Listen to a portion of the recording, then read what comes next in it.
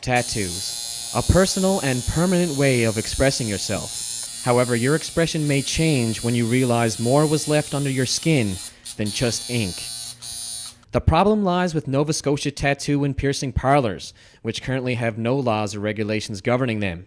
This is making it easy for parlors to make quick money off of flesh without having to worry about sanitation practices. We've never been inspected, never been called, checked by the province. There's no license, nothing. It's completely asinine. I think that there should be absolute sterilization. All my tattoo guys break the needles right in front of me. They make sure that I know that it's sterile. The people who want to open up stuff will come here because the rules are so lenient that it's just so easy to get through all the red tape that nobody comes and checks to make sure they're keeping up with all the sanitation and everything that they need to be doing. Debbie McKay of Emergency Health Services says even though parlors have no regulations, they do have guidelines to follow. It would be ideal to have regulations. It would be ideal to have all of these facilities inspected. At the present time, that's not possible with the resources that are available. So what you have to do in those cases is go with guidelines. Marsden says she follows the guidelines to a T.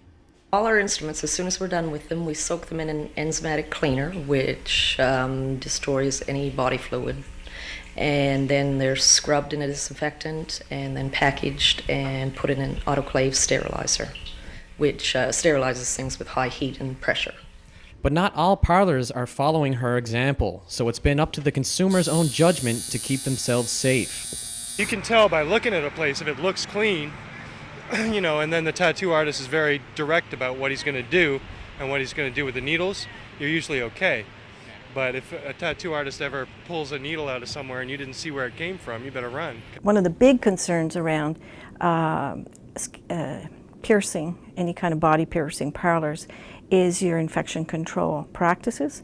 Because if they're not practiced to the full extent, you can end up having the transmission of bloodborne pathogens.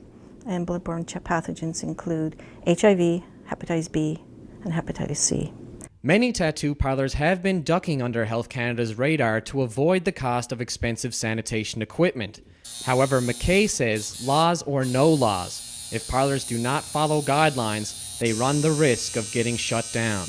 Under our new Health Act, we have the provisions that if there was a breach or if there was someone that we believe to be infected or possibly infected through skin piercing, under the Medical Officer of Health, they can ask for an inspection. They can go into the facility and they have the ability to actually close the facility if necessary. So if you're planning to get a tattoo or piercing in the near future, you might want to make sure the parlor you choose is practicing safe tattooing. For AMI Newswatch, I'm Jared Daw.